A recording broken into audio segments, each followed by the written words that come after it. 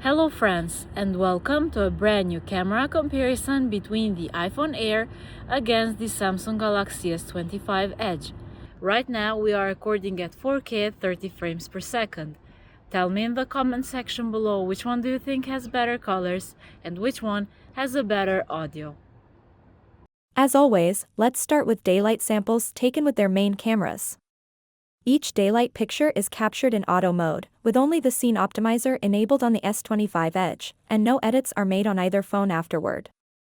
In this first case, I prefer the picture taken with the iPhone Air because on the Edge my face looks a bit flat. The Galaxy S25 Edge usually produces brighter pictures, while the iPhone tends to be slightly darker with more emphasized shadows. Both have their own style, and whichever you prefer, you can't really go wrong. I also noticed that the iPhone Air aims to keep pictures true to life. The Edge, on the other hand, is much more vibrant, and even though the results are visually appealing, it alters the original colors of the scene. Both phones are among the best for daylight photography.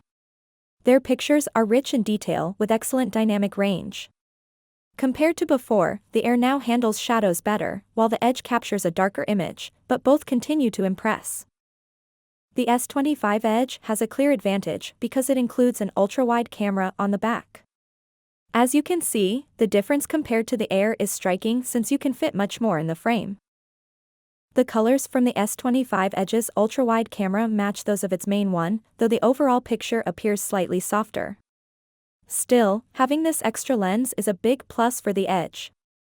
The Air's main camera is great, but the lack of an ultra-wide option is a deal breaker for me. They share one drawback, the absence of a zoom lens. Both use the center of their main sensors to produce 2x pictures with optical-like quality. In this sample, their results are quite close. Just like before, the colors shift occasionally. I usually like a bit of vibrancy, but here the Edge pushes it too far, which is why I prefer the more natural look from the Air. This next example tells a different story. The S25 Edge manages to capture more detail and better colors. The iPhone picture isn't as refined and shows some over-sharpening. At 3x, both start losing detail. The iPhone Air takes a bigger hit, while the S25 Edge picture remains usable. When it comes to portraits, I prefer the iPhone Air. Despite Samsung's progress in this area, I still think iPhones lead overall. In this particular case, the difference is small, but the iPhone still takes the edge. In the next portrait, however, the iPhone Air clearly performs better in every way. On the S25 Edge, my face and hair aren't as well defined, and the background blur looks overly strong. I love how Apple innovated by making the front sensor square, allowing landscape selfies regardless of how you hold the phone. But in terms of image quality, there isn't much improvement. Here, for example, my face looks far more detailed on the S25 Edge. The next example is interesting since both phones took excellent pictures. This time, I prefer the warmer tones of the iPhone Air, but honestly, the S25 Edge also did a great job. The difference is minimal. When it comes to video, these phones are among the best in the industry. The improvements in Samsung's flagship this year are impressive.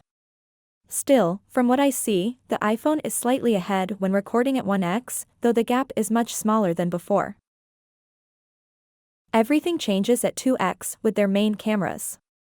Unlike pictures, the iPhone Air now delivers much better video than the S25 Edge, which looks less refined.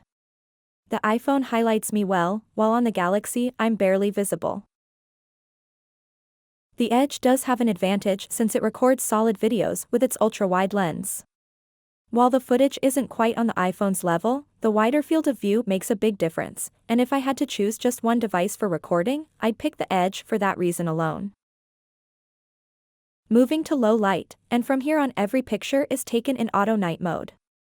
This first sample from the front cameras couldn't be more different. On the iPhone, the image is overly warm and my face looks slightly overexposed. On the Galaxy, the tones are cooler but facial detail is better preserved. In the next shot, both perform better than before. Surprisingly, the S25 Edge now shows warmer colors, though the picture isn't as detailed, especially around my hair. With the main cameras, the pattern is similar to daylight. The iPhone keeps things natural, while the Galaxy boosts saturation, making elements like the leaves pop. This becomes even more noticeable with the ultra-wide camera. This is one of those scenes where an ultra-wide lens makes all the difference. The wide perspective combined with Samsung's saturated look creates an amazing fall picture. This year, I've noticed the new iPhones handle lights much better, which is clear in this example. The S25 Edge struggles more with that, but its picture still has an appealing, artistic look. The ultra-wide camera isn't perfect since its colors shift slightly, but having the option at all is a real bonus. The Air definitely falls short for these kinds of shots. In terms of detail at 1x, I think the iPhone Air performs slightly better, while the S25 Edge looks softer. In this scene, the roles reverse, the iPhone's colors are now warmer, while the Edge leans cooler. Everything changes again at 2x. The iPhone overexposes the lights and oversharpens the picture, while the S25 Edge captures a near-perfect shot. The next scene shows a similar result, the Edge remains sharper even though the iPhone is a bit brighter. As we know, brighter doesn't always mean better, so the Edge takes this one. At 3x, the difference grows even more. The S25 Edge picture still holds up, retaining most of its detail, while the iPhone Air picture becomes unusable due to overexposure and loss of detail. Portraits at night are strong on both phones.